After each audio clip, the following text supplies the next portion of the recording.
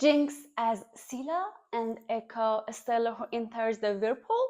In the English new lines added to the extended version of the song "Ma Meilleure Ennemie" by Stromae and Pomme, there is one poetic line sang softly by Coldplay that quietly reveals the whole truth. Listen closely. On my hymn to Skiller I swim to, watch your whirlpool spin and jump into. In Greek mythology, Scylla was this legendary sea monster, usually described with 6 heads, a bunch of legs, and rows of sharp, shark-like teeth. She lived in one side of a narrow sea right across from a deadly whirlpool. Sailors trying to pass through had to make a deadly choice: get pulled into the whirlpool or risk being ripped apart by Scylla. But the thing is, Scylla wasn't always a monster. She actually started out as a sea nymph, soft, innocent, and harmless. Then, according to the myth, she gets cursed out of jealousy, spite, or just pure tragedy. And that curse turns her into something terrifying, not by choice, but by force. Something people run from. Sound familiar? Kinda sounds like Jinx, doesn't it? Not just because she's dangerous, but because she wasn't always like that. Like Scylla, Jinx used to be someone innocent, powder.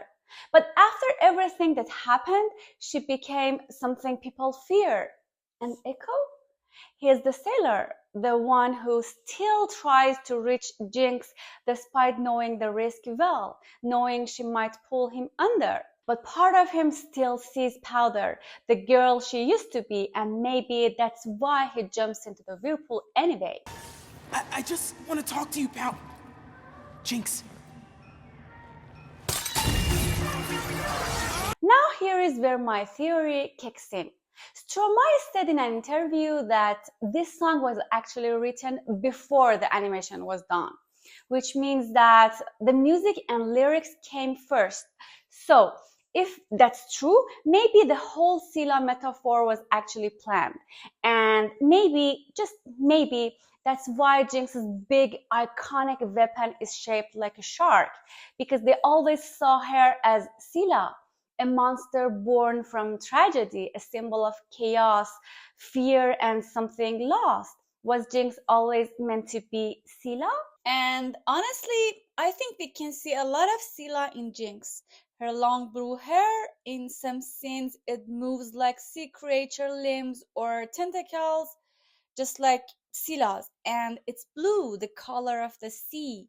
Her tattoos, they look like ocean waves. Her fishbone rocket launcher, even her outfit with that shark jaw hat, it all fits. It's like the design was always telling us she's Scylla. What do you think?